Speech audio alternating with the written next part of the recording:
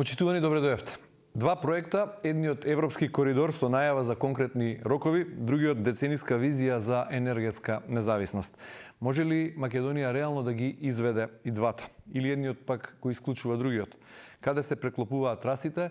Што велат инженерите? Што е економски оправдано, а што само убава и звучна идеја? Меѓу визијата за енергетски или транспортен коридор, да си кажеме, денеска со Борис Начков, поранешен директор во Водовод и канализација и поддржувач на проектот Вардарска долина, и професорот од Техничкиот факултет во Битола Дејан Трајковски, кој ќе ни се вклучи и јави од таму. Господа, добре дојдовте во Да си кажеме на телмо. Благодарам на поканата и поздрав до гледачите и екипата која уреди оваа емисија. Професоре, поздрав од студиото на Телма во Скопје. Дали не слушате и следите и вие? Поздрав и до вас. Ве молам на почеток само кусо објаснување зошто проектот Вардарска долина не смее да биде загрозен од проектот Брза пруга и дали сметате дека Македонија има капацитет да ги изведе и двата? Професоре Трајковски, повелете вие. 30 години стара студија, физибилити студија, на која работеле група инженери цели 6 години, чиј резултат е проектот за уредување на Вардарска долина, согласно која овој мегапроект од 12 хидроцентрали е класифициран како национален објект од А категорија, во чиј простор не сме да се гради ништо друго освен објектите на Вардарска долина, односно хидроцентралите.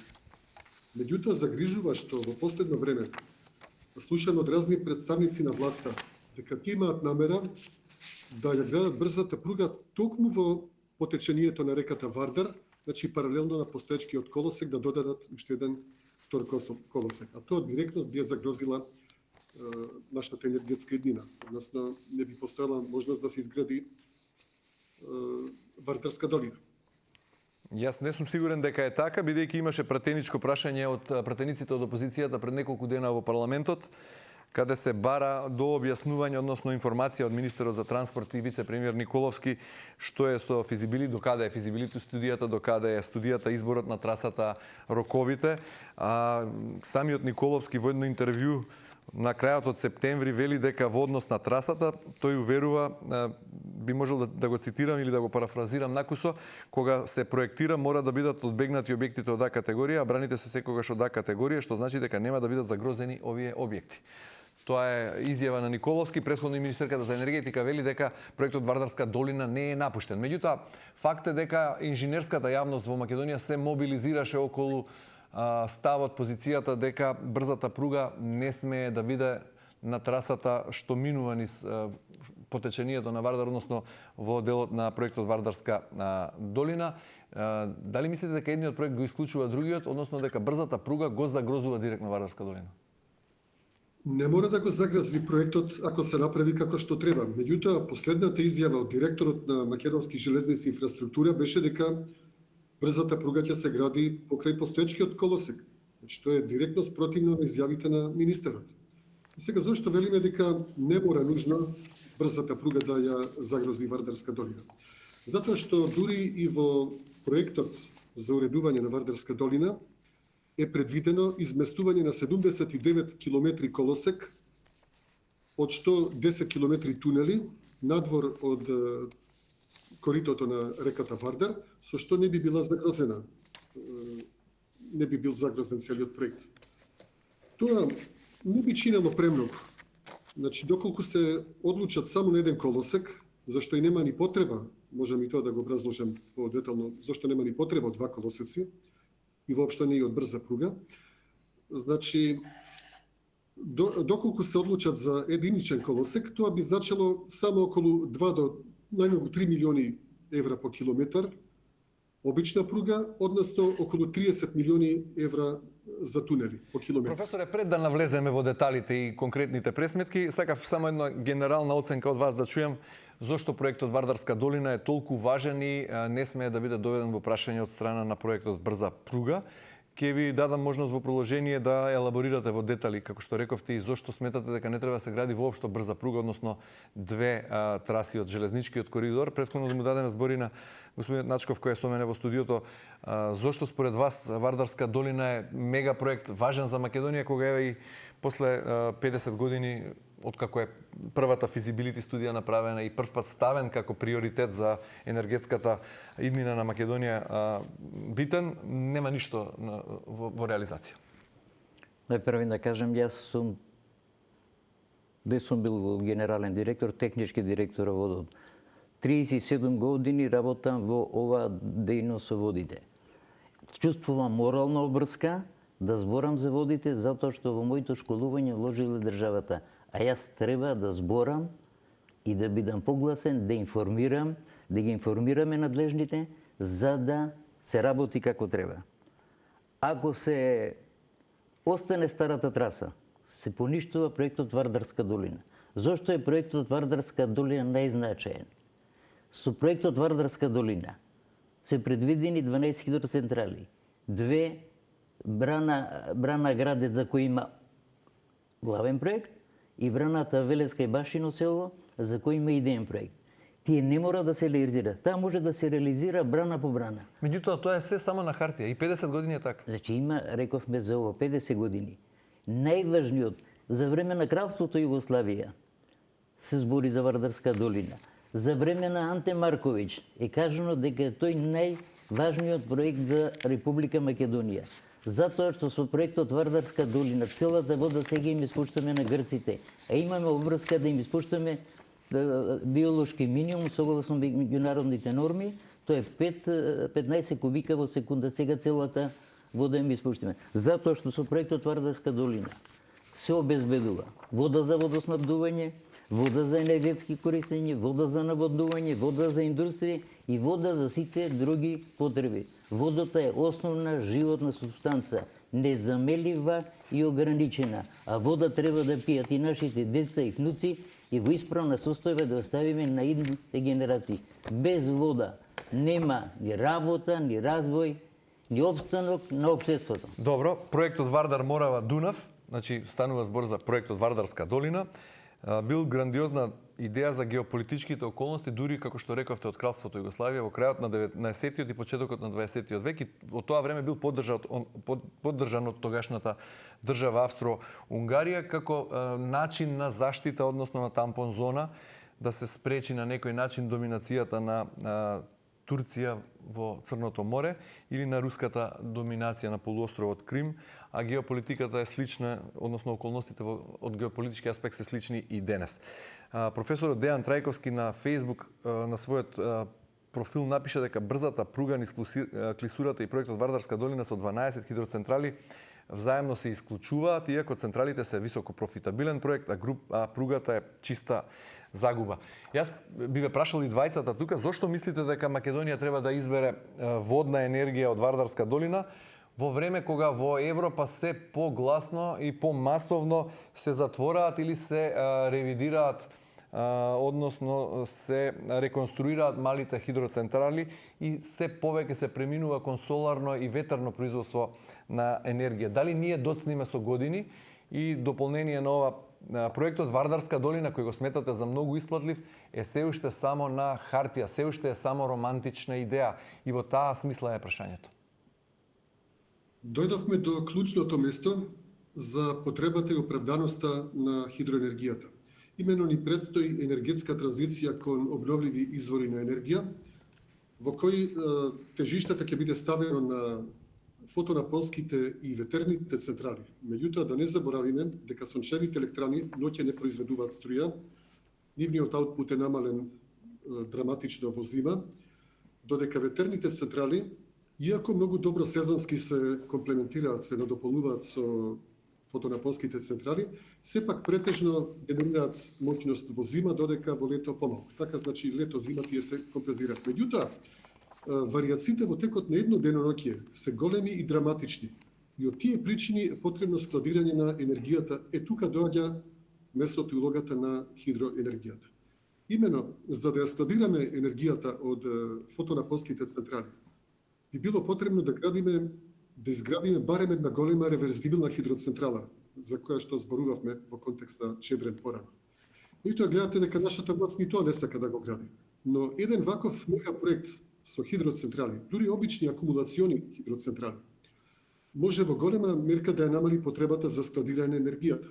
бидејќи преку ден ние користеле, би трошеле струја од фотонаponски централи, а би ја чувале водата за навечер, кога енергијата од Вардарска долина од 345 мегавати инсталиран капацитет би се вклучувале и би генерирале моќност според потреба. На тој начин ние би имале целодневно покривање со енергија. Добро, Значи, не можете вие само да изградите фотонапонски централи и просто така да ги закачите на мрежа. Цело време, едно најмало облаче нив може да ги засени и да им го намали аутпутот. Значи, тука ќе ми дозволите едно подпрашање. Во смисла дека соларните електрани не се стабилни и произведуваат електрична енергија само дење и кога е сончево, истото важи и за хидроцентралите во време на големи климатски промени и големи и се подолготрајни суши. И во таа смисла, дали проектот Вардарска долина, кога бил проектиран, односно кога се проектирани тие 12 хидроцентрали по течението на Вардар, би дали ист ефект како сега кога количеството и капацитетот на вода е значително помал. Дали е проектот, сакам да прашам, оправдани во услови на драматични суши на какви што сме сведоци последните години? Се работи за многу големи количества на вода.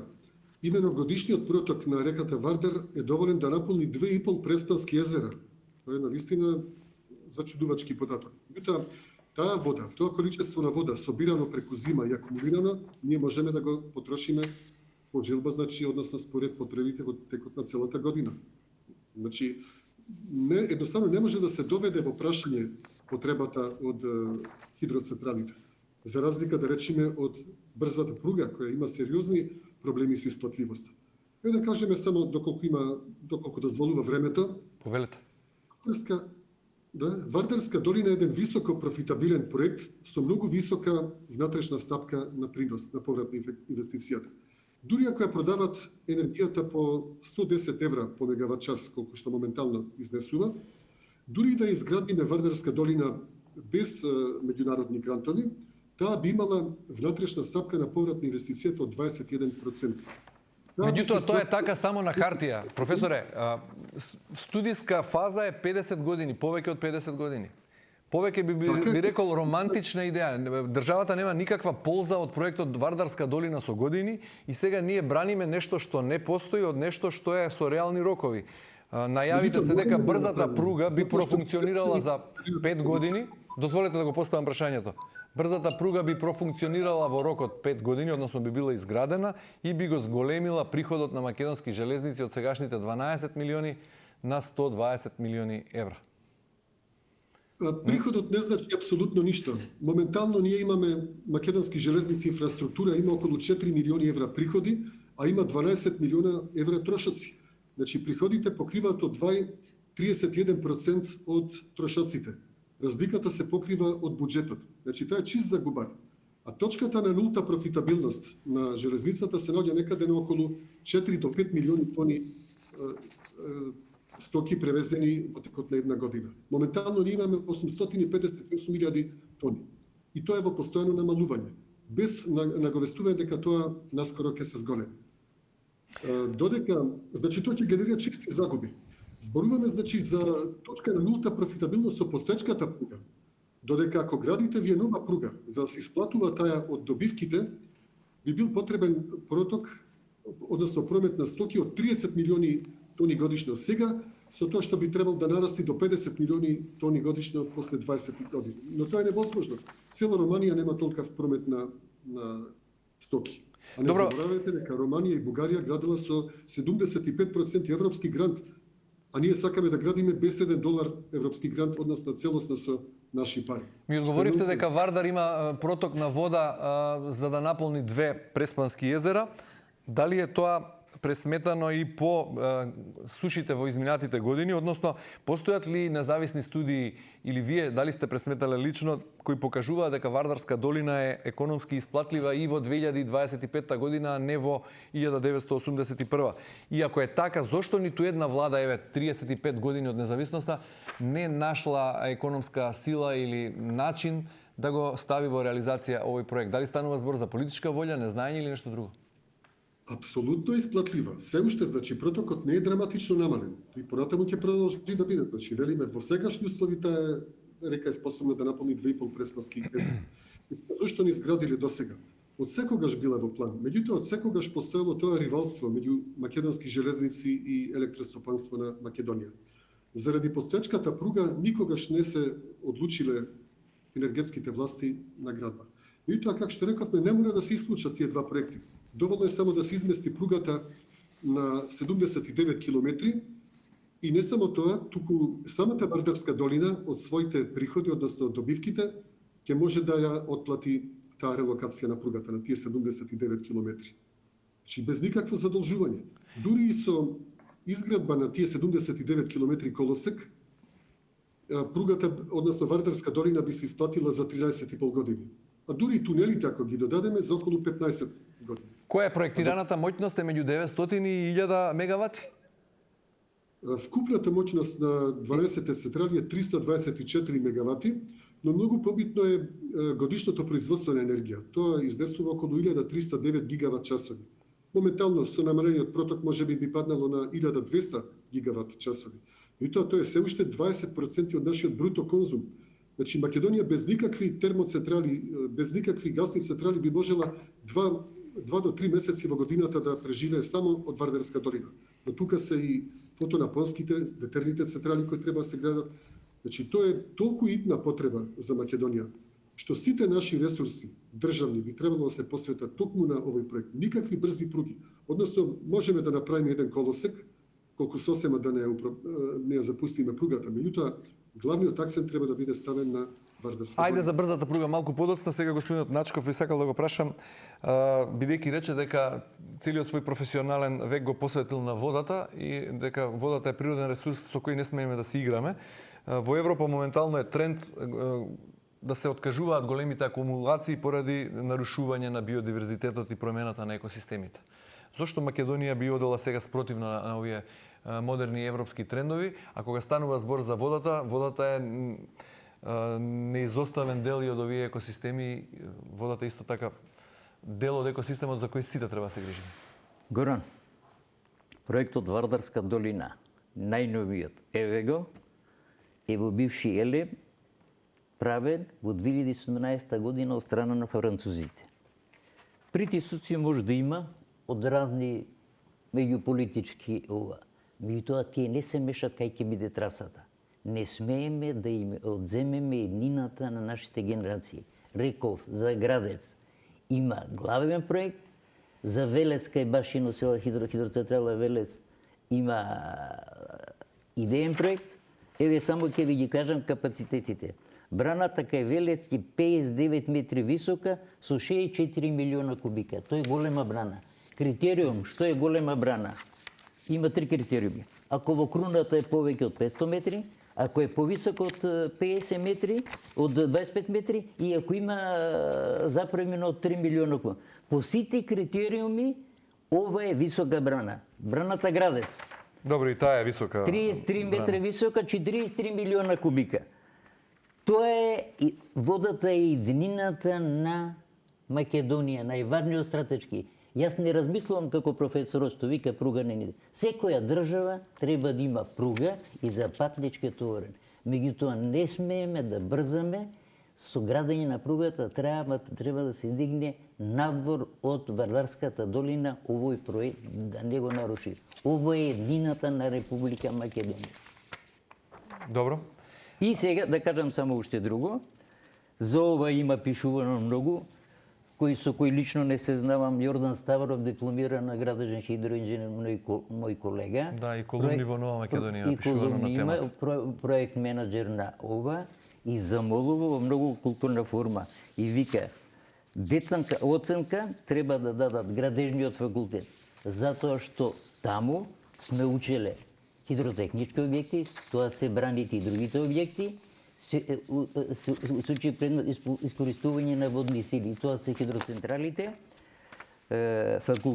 Министерството за енергетика примано бидејќи има сектор за енергетика, дури од безбезнесен аспект и председателот на државата, затоа што на иста како што е сега постојната пруга, градена за време на Отоманската империја, на истата траса, ако имаме и две пруги, што сакат новите да се прават за патнички и транспортен сообраќај, и автопат со еден дрон на непријателите, комшиите или било кој, ќе биде ставено сето тоа. Срамота е на прагот на 21-виот век да си дадеме автогол. Тоа ни го сакат и комшиите, и бугарите, и грците, и чекат да сгрешиме. И затоа прават патишта и автопатишта од Ниш према Бугарија и за Грција, за да сгрешиме ние тука. А овој коридор е неприроден. Добро, Србија и Грција и инвестираат и во модерни железници и сега Македонија може ли да се дозволи да остане дупка? Ајде, затоа и сакам и со професорот малку да ги чујам неговите аргументи. Ама затоа пругата треба да се дигне горе, ја не негирам потребата од пругата. Дозволете ми пред да одиме во детали за пругата, уште едно прашање околу изградбата на хидроцентралите по течението на Вардар. Професоре Трајковски, поголемиот дел од долината на Вардар е расположена во сеизмички високо ризичен регион. Дали е реално, еве Начков ги спомена висините на кулите на браните, 33 метри градеци и претходната 59. 33. Да се градат каскади со брани во таква зона. Кој би ја гарантирал безбедноста? Игнорираме на некој начин европски тренд дека големите брани се ризични, скапи и тешки за одржување. 50 метри висока брана воопшто не е некаква висока брана. Значи, градежните инженери без никакви проблеми ги проектираат тие брани. Има постоечки методи со метод на конечни елементи, например, динамички анализи се прават, значи апсолутно никаков проблем нема околу техничката физибилност. Околу одржувањето и да? Цената на чинење на одржување на таквите брани?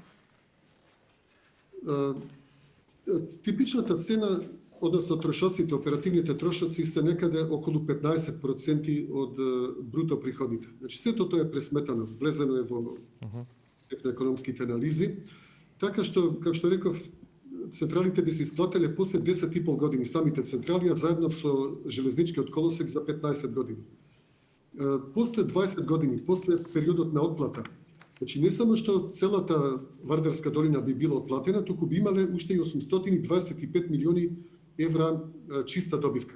А од тој момент понатаму, растоварени од товарот на отплатата на ануитетите, целата од приходите 80% би биле добивка, до крајот на експлоатацијскиот век после 70 години би оствариле најмалку 18 милиарди евра чиста добивка. Додека ако цената биде повисока, например 160 евра, што многу лесно може да се постигне, бидејќи можеме да ја чуваме водата за периоди кога цената на струјата е најскапа, и доколку градиме со 35% европски грант, стапката на повратна инвестиција, внатрешната стапка на принос би порасла на 35%, а акумулираната добивка за 70 години би достигнала 28 милиарди евра. Добри, во однос на аргументот на активистите за заштита на животната средина, Вардар е биолошки осетлив екосистем.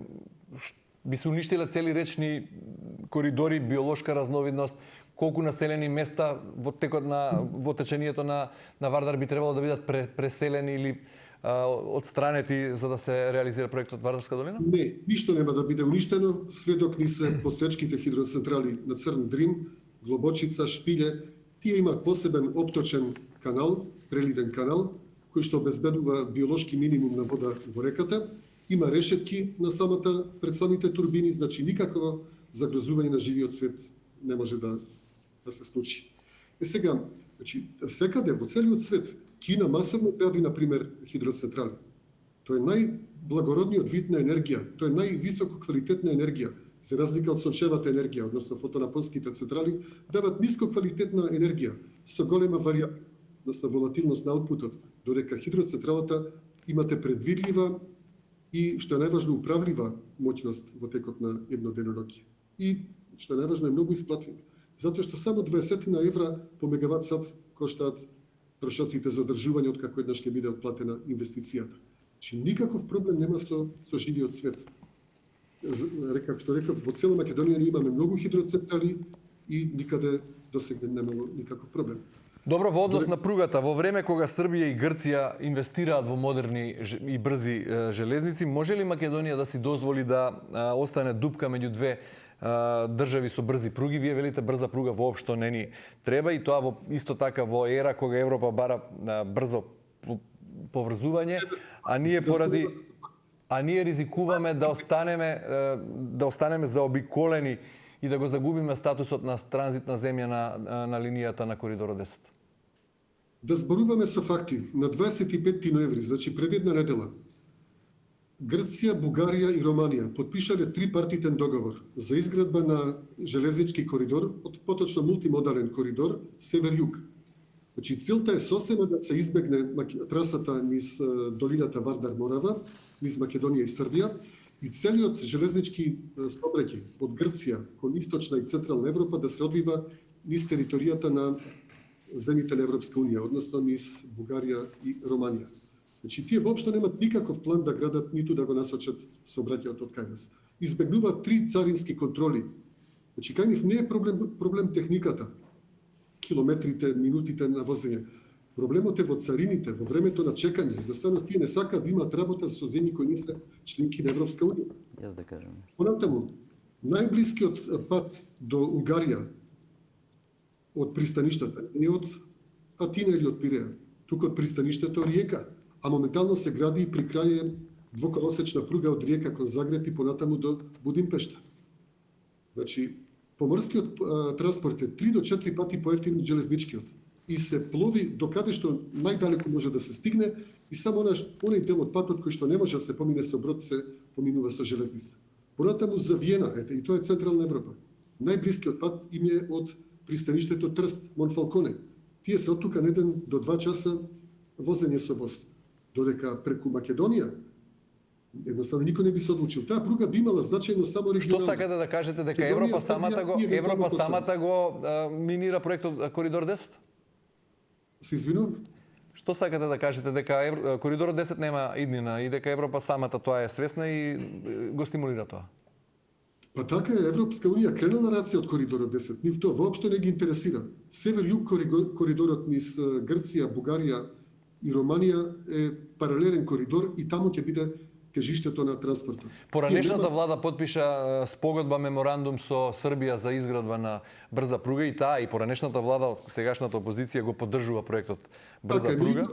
Србија нас не ни треба двоен колосек. Актуелната влада исто така со грците имаше сега скоро договори средби во Солун и разговори на темата 50 километри од Солун до границата и должината низ Македонија од српска граница до грчка граница долу. Так, добро, дозволете само и Начков сака да се надоврзе нешто на вашите тези околу коридорите. Повелете? Значи, видите сега. Бугарија и Грција се членки на Европската и они прават автопатишта и железници. Меѓутоа, коридорот 10 е најприроден коридор и најкраток. Ама ние не смееме, француските експерти викат и јас сум за да се гради брзата пруга и за товарен сообраќај. Пруга се гради еднашка во 200 години со нашето одржавање, секоја држава треба да има, ама да се измести високо горе, да не се наруши проектот Вардарска долина, да се гради. И луѓето со транспортот, да кажеме, грците и бугарите го прават тоа, сакаат да не избегнат да си дадеме автогол, ама ние треба да ја дигнеме пругата за да не го нарушиме проектот Вардарска долина. До 2030 година Европа вели да се напушти производството од јаглен. Тоа значи рек Битола треба да се затвори. Вардарска долина има 12 хидроцентрали. Немој да си дадеме сами автогол. Не смееме.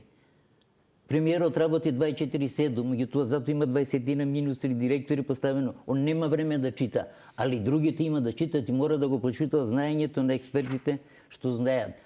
Рек Битола произведува, професорот подобро знае од мене, базна енергија. Тој се не лесно се вклучува и исклучува централите таму. Ама хидроелектраните се исклучува кога имаме потреба. Од толку часа до толку се вклучува и исклучува Не смееме еднината на едните генерации да им ја одземеме. Вардарска долина мора самите да се почитат, да не си дадеме автогол во 21. век, на што се радуват и бугарите. Не добив конкретен одговор од двајцата соговорници. Ако, ете, Вардарска долина е златна кокошка за македонската економија, особено за енергетската стабилност, зошто досега не најдовме начин тоа да го реализираме, а сме независна држава од 91 година наваму? Еве јас ќе кажам.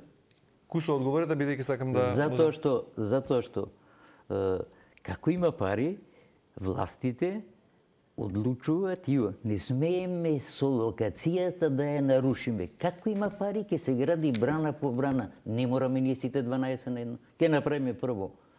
Има основен проект за кај Удово Градец, па после ова кај Велес и другите проточни хидроцентрали.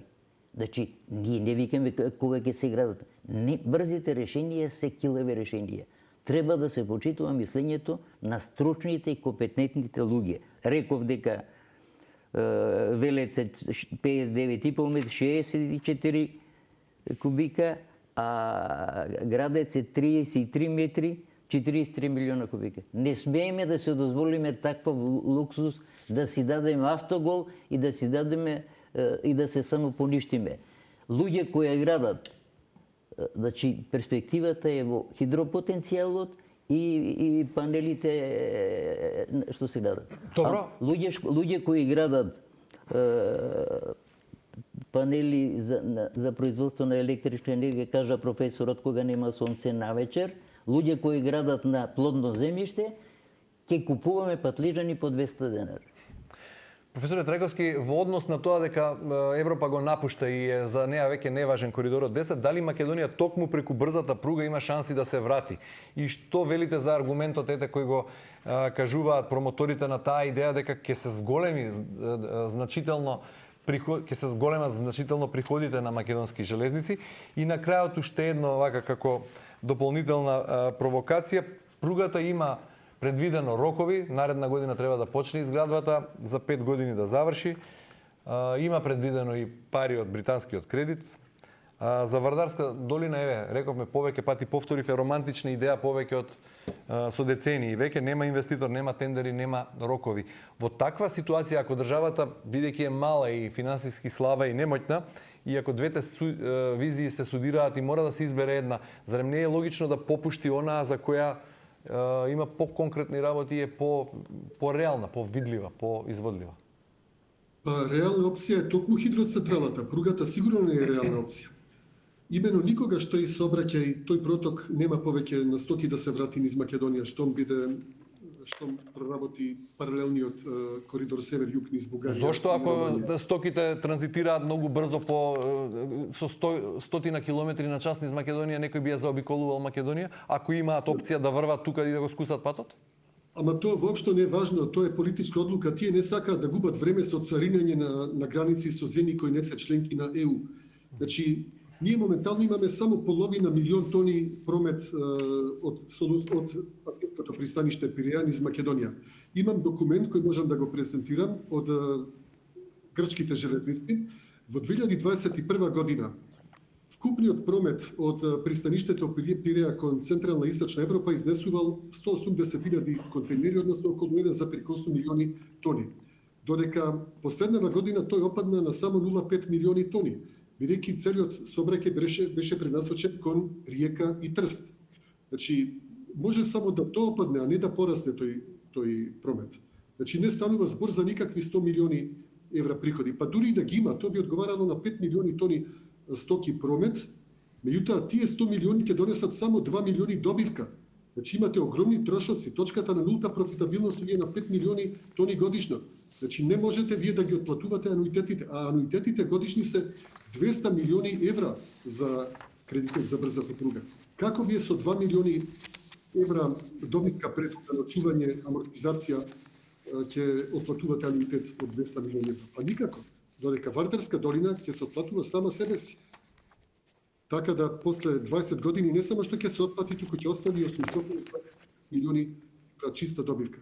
И внатрешна стапка со 21% минимум. Додека брзата пруга ќе ви носи 50% годишно загуба. Значи, ако имаме 300 милиони собствени учество во проектот, Вие секоја година сте од 150 до 200 милиони во чиста загуба.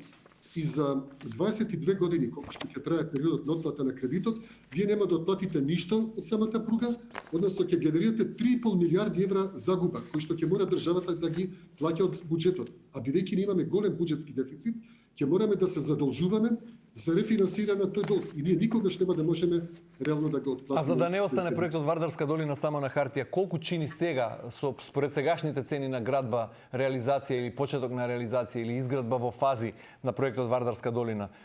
Тие бројки кои се некогаш сметани веќе не важат со оглед на променетите услови? Според студијата цената изнесува околу 1 милиарда и 300 и не е многу променета. Тоа е некаде околу 4 милиони евра по мегават инсталирана моќност. Веројатно не е многу зголемена цената. Тоа не е ни ефтино, бидејќи има бочни брани за да се спречи излевање на Вардар на плодно земјиште. Меѓутоа, дури и со обиколницата на железничкиот колосек и со тунелите, значи околу 500 милиони евра, тоа не би надминало 2 милиарди евра годишно. Значи, отприлика колку брзата пруга. Но со таа битна разлика што Вардарска долина сама ќе се отплатува и ќе носи профит, а пругата ќе биде чист трошок и загуба. Значи, според вас, подобро да не градиме ни брза пруга и Вардарска долина да остане како до сега само на хартија, отколку да се зафатиме со реализација? Не, категорично не. Апсолутно, значи мора да се гради Вардарска долина. Со тие 2 милиарди што веќе ги имаме, до сега беше проблем да се обезбеди финансирање, а го имавме и рек Битола. Но сега тие ниту рек Битола ќе продолжи со работа, а обезбедено е и кредитирање, значи треба и мора да се гради Вардарска долина. Мора да завршуваме, Начков, завршни зборови, мораме да завршуваме. Значи, проектот со британците е окей и се тера. Меѓутоа, ние треба да одлучиме. Проектот Вардарска долина вели нека се гради брза пруга за патнички и товарен сообраќај, ама да се дигне, да не ја наруши, да оставиме простор за идните генерации, водата да ја искористиме за сите потреби. Добро, професорот Трајковски вели брза пруга не, апсолутно да за Вардарска долина, така? Така е.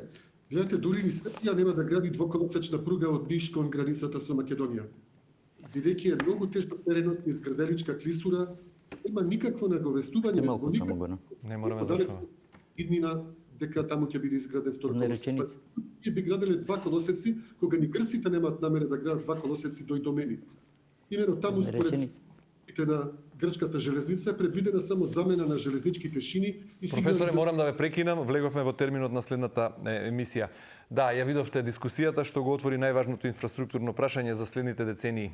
Дали Македонија може и треба да ги гради двата мегапроекти или треба да избере од едниот. Им благодарам на господинот Борис Начков и на професорот Дејан Трајковски. Вам, почитувани, ви благодарам за вниманието со кое не следите. Останете на оваа фреквенција и довидување утре во истиот термин.